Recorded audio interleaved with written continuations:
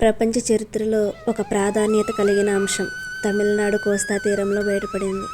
వేల సంవత్సరాల నాటి అతి ప్రాచీన తమిళ నగరం ఒకటి మున్నీటిలో ప్రచ్ఛన్నంగా ఉండిపోయింది. ఇన్నాళ్ళుగా బంగాళాఖాతంలో మునిగిపోయిన ఆ నగరం వయసు ఇతమిద్దాంతంగా ఇంత అని నిర్ధారించలేదు. కానీ పురాతత్వ పరిశోధకుల అంచనాల ప్రకారం దాని వయసు సుమారుగా 1500 సంవత్సరాలకు పైమాటే.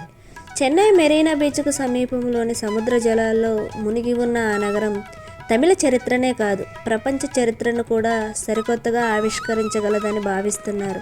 1100 సంవత్సరాల జెరికో అనే ప్రాచీన నగరం ఒకటి ఇజ్రాయెల్ పాలస్తీనా వద్ద ఉంది.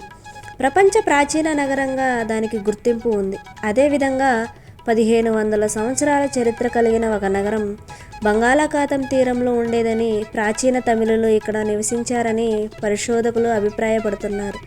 చెన్నైలోని national institute of ocean technology తన పరిశోధనలో భాగంగా తమిళనాడు కోస్తా తీరంలో బంగాళాఖాతంలోనికి 2 పరిశోధన నౌకలను పంపింది. సాగర్ తార, సాగర్ అన్వేషిక అనే ఆ 2 ఓడలు సముద్ర పరిశోధకులకు నిర్దేశించినవి. సముద్రం అడుగున లోతట్టు తలం వరకు అవి పరిశోధిస్తూ ఉంటాయి. అక్కడ మట్టిని తవ్వి మరీ పరిశోధకులు చేస్తారు. ఇందుకోసం ఆధునిక సాంకేతికతను వినియోగిస్తున్నారు. అలా 2019లో అవి తమ పరిశోధనను ప్రారంభించాయి. పుదుచ్చేరి, నాగపట్నంల మధ్యనున్న పూంపుహార్ వరకు అవి ప్రయాణించాయి. పూంపుహార్ ఇప్పుడు మైలాతారాయ జిల్లాలో ఉన్న ఒక సాధారణ నగరం. వేల సంవత్సరాల క్రితం ప్రాచీన తమిళ ప్రజలు నివసించిన ప్రాంతంగా పూంపుహార్ ప్రసిద్ధి. సాగర్ తార, సాగర్ అన్వేషకులు హంపపూర్ నుంచి బయలుదేరి సముద్రం లోపలి వరకు వెళ్ళిన తర్వాత సముద్ర తలాన్ని సుమారుగా 40 నుంచి 50 కిలోమీటర్ల పరిధిలో మ్యాపింగ్ చేశాయి. నీటి ఉపరితలం కింద ఉన్న వాతావరణాన్ని స్కాన్ చేశాయి. భారతీదాసన్ విశ్వవిద్యాలయం ఇంకా అనేక ఇతర విశ్వవిద్యాలయాలు సైతం ఈ పరిశోధనల పట్ల ఆసక్తికరంగా ఉన్నాయి. తీరం నుంచి 40 నుంచి 50 కిలోమీటర్ల దూరంలో సముద్ర జలాల లోపలే ప్రహరీ గోడలు కలిగిన ఇల్లు కనిపించాయి. తీరానికి 11 కిలోమీటర్ల దూరంలో సముద్రం లోపల శిథిలమైన స్థితులు, నౌకారేవులు కనిపించాయి. కనీసం 70 నుంచి 80 నౌకల్ని ఒకేసారి లంగరు వేసి నిలపగలిగినంత విశాలమైన ఓడరేవు అది. ఇక దీపస్తంభం అంటే లైట్ హౌస్ కూడా ఉంది అక్కడ. మరి నౌకాయానం చేసిన ప్రాచీన రాజవంశాల గురించి చరిత్రలో వెతికి చూశారు. చోళ రాజవంశం కావేరీపుం పట్టణాన్ని ఏలిన సంగతి చరిత్రలో ఉంది. పూంపుహార్ అని ప్రస్తుతం పిలువబడుతున్న ప్రాంతం అదే. ఆనాడు నగరం సముద్రంలో మునిగిపోయిందని చెప్తారు. ఆనాటి చరిత్రకు ఈనాటి ఆధారాలు లభించాయి. తమిళ మహారచనలైన శిలాపాదిగారం, అకననూర గ్రంథాల్లో పూంపుహార్ గురించి ప్రస్తావన లభించింది. ఆ రచనలోనే కావేరీ పూంపట్టణం పేరుకు కావేరీ నది సముద్ర సంగమ ప్రాంతం అని అర్థం. సరే, ఇప్పుడు భారతీదాస్ విశ్వవిద్యాలయాల పరిశోధకులు ప్రాధాన్యం ఇస్తున్న విషయం అది కాదు. ఏనాడు సముద్ర జలాల్లో మునిగిపోయిన నగరం అంటే సముద్ర మట్టాలు పెరిగాయని అర్థం. అది కూడా మనకు తెలుసు. భూతాపం పెరగడం మూలంగా ధ్రువ ప్రాంతాల మంచు క్రమంగా కరుగుతూ సముద్ర జలాల్లో కలుస్తున్నాయని, ఫలితంగా సముద్ర జలమట్టాలు పెరిగి తీర ప్రాంతాలు నేల మునుగుతున్నాయని, రాబోయే దశాబ్దాల్లో కొన్ని నగరాలే మునుగుతాయని కూడా తెలుసుకున్నాం. 15,000 సంవత్సరాల క్రితం ముందునాటి కావేరీ పూంపట్టణం కడలిలో కలిసిపోయిందన్నది గడిచిన చరిత్ర. ఆ చరిత్ర ప్రాచీనతను నిర్ధారించుకోవడం ప్రస్తుత పరిశోధన లక్ష్యం. ప్రస్తుతం పూంపుహారు, పుదుచ్చేరి, కరైకల్, నాగపట్టణం నగరాలు తీరం వెంబడే సముద్ర మట్టానికి సమానమైన ఎత్తులో ఉన్నాయి. 100 ఏళ్ల క్రితం ఆ సముద్ర మట్టం మరింత దిగువకు ఉండేదట. 2000 ఏళ్ల క్రితం మరింత దిగువకు ఉండేదట. మరింత కాలం వెనక్కి వెళితే అవి మరింత లోతులో ఉండేవని అర్థం చేసుకోవచ్చు. అంటే ఆనాటి నగరాలు కూడా అంతే లోపలికి ఉండేవని అర్థం. 15,000 సంవత్సరాల క్రితం అవి ఇంకెంత లోతట్టు ప్రాంతాల్లో ఉండాలో ఒకసారి ఆలోచన చేయండి. పరిశోధకులు అదే పని మీద ఉన్నారు. ఇప్పుడు డీప్స్ రీసెర్చ్ జరుగుతుంది కనుక మరిన్ని విషయాల తవ్వకాలు త్వరగా బయటపడవచ్చు. మనకు 1500 సంవత్సరాల గతం అంటే ఇదేం చిన్న విషయం కాదు. మన జాతి చరిత్రకు, వికాసానికి సంబంధించిన విషయం అది. అసలు ప్రాచీనత అనేది ఎలా నిర్ణయించబడిందో తెలుసా? ఆనాటి పాత్రలు, మట్టి కుండలు, అలంకరణ సామాగ్రి, జంతువుల రేఖా చిత్రాలు, పూసలు, ప్రాచీన లిపి, ఖగోళ చిత్రాల గీతలు, బొమ్మలు, శిలాజాలుగా మారిన ఆనాటి కీటక, జంతు, వృక్షజాతుల అవశేషాలు ఇంకా అటువంటివి దొరికినప్పుడు వాటికి ఏ ఏ కాలాల్లో ఉపయోగించి ఉన్నారన్న దానిపై ఇప్పటికే ఉన్న సమాచారంతో పోల్చి కార్బన్ డేటింగ్ చేసి ప్రాచీన చారిత్రక రచనలోని ప్రస్తావనతో సరిచూసి ఒక అంచనా వేస్తారు. అలా ఇజ్రాయిల్ పాలస్తీనాల జెరికో నగరం 1100 సంవత్సరాల ప్రాచీనత కలిగిందిగా పురాతత్వ పరిశోధకులు గుర్తించారు. నగర సంస్కృతికి ఆ ప్రాచీన దేశాలే తొలి అడుగులు వేశాయని చెప్తారు. అయితే భారతీదాసన్ విశ్వవిద్యాలయ పరిశోధనలో 1500 సంవత్సరాల పూర్వమే పుంపుహార్ ప్రాంతంలో పహరీ గోడలు కలిగిన ఇండ్లు ఉన్నట్టు కనుగొన్నారు. ఈజిప్ట్ సముద్ర తీరంలో మాదిరిగా పుంపుహారంలో లైట్ హౌస్ ఉందన్నారు. పదుల సంఖ్యలో ఓడలు నిలపగలిగే ఓడరేవులు ఉందని చెప్తున్నారు. వాటి వాస్తవిక వయసు తెలియాలంటే పరిశోధనలు పూర్తి కావాలి. ఈ లెక్కన ప్రపంచంలో తొలి నగరవాసులు, నగర సంస్కృతి తమిళ ప్రాంతంలో ఉద్భవించినట్టుగా చరిత్రను సరిచేయాల్సి వస్తుంది. అప్పుడు కావేరీపురం పట్టణం చరిత్ర పూటలకు ఎక్కుతుంది.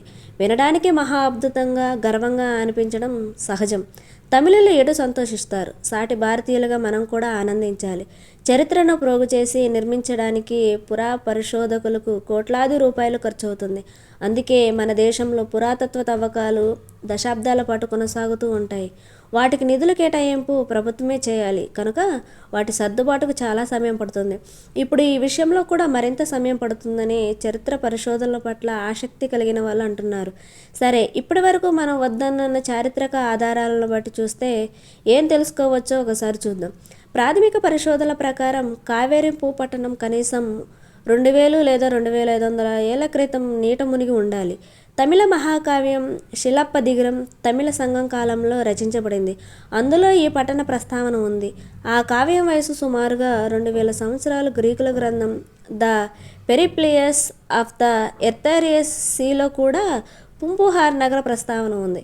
పడమటి దేశాలతో వర్తక వాణిజ్యాలు భారతదేశానికి కొత్తేం కాదు కనుక ఆనాటి వాణిజ్యవేత్తల ప్రస్తావనలతో సదరు గ్రంథాల్లో మన నగరాల పేర్లు, విశేషాలు నమోదు చేసి ఉంటాయి. కావేరీపురం పట్టణాన్ని సందర్శించిన బౌద్ధ సన్యాసి బుద్ధదత్త రచనలోనూ నగర విశేషాలు లభిస్తున్నాయి. ప్రస్తుతం కావేరీ నదిలో నీటి మట్టం చెప్పుకోదగ్గ స్థాయిలో లేదు. అయితే బుద్ధదత్త రచనల్లో కావేరీ నది స్ఫటికం అంత తేటగా ఉందని ప్రశంసించడం చూడొచ్చు. ఇది 2000 సంవత్సరాల నాటి మాట. తంజావూరు కావేరీ తీరనగరం అని మీకు తెలుసు. కరికాలుని పరిపాలన కాలంలో చోళరాజులకు తంజావూరు ముఖ్య పట్టణంగా బాసిల్లింది. అప్పట్లో కావేరీపురం పట్టణం పాకం, మరువూరు పాకం అనే 2 ప్రాంతాలుగా ఉండేదని చరిత్ర చెప్తుంది. రెండిట్లో మరువూరి పాకం బంగాళాఖాతం తీరానికి సమీపాన ఉండేది. ఆ 2 నగరాలను వేరు చేస్తూ పెద్ద తోట ఉండేది. ఆ 2 నగరాల్లోనూ పూరి గుడిసెలు కాదు, అంతస్తు భవనాలే ఉండేవి. చోళనాడుకు సంబంధించి వివిధ పథకాలు ఆ భవనాల మీద రెపరెపలాడేవి. వాణిజ్య అవసరాల కోసం నగరంలో బస చేసిన ఈజిప్టు, గ్రీకు వ్యాపారుల నివాస భవనాల మీద వారి వారి దేశాల జెండాలు ఎగిరేవి. ఇంతకీ బుద్ధత్తుని రచనను బట్టి తెలుస్తుంది ఏంటంటే ఇతర జాతుల పట్ల సహనం, పరస్పర గౌరవాలు ఉండేవని, వారి ఆచారాలు సాంప్రదాయాల పట్ల ఆదరణ ఉండేదని అర్థమవుతుంది. అంటే ప్రాచీనులు అనగానే ఏదో గాలికి ధూళికి జీవింపజేసిన వాళ్ళు కాదు, మనకంటే ఉత్తమమైన నాగరికత కలిగిన సభ్య సమాజవాదులు. వాళ్ళు పరస్పర గౌరవాలు ఇచ్చిపుచ్చుకోవడానికి న్యాయపరమైన వ్యాపార వాతావరణం ఉండేవని, పొరుగు దేశం వాళ్ళు కదా దోచుకుందామనే భావన ఉండేది కాదని ఈ విషయాలు మనకు చెప్తున్నాయి. తీరానికి దూరంగా ఉన్న పట్టణపాకల్లో రాజు కుటుంబాలు నివసించాయి. వైద్యులు, సైన్యాధికారాలు కూడా అక్కడ నివాసం ఉండేవారని, నగరంలో రాజులు, ఉద్యానవనాలు ఉండేవని ఆ రచన ద్వారా తెలుస్తుంది.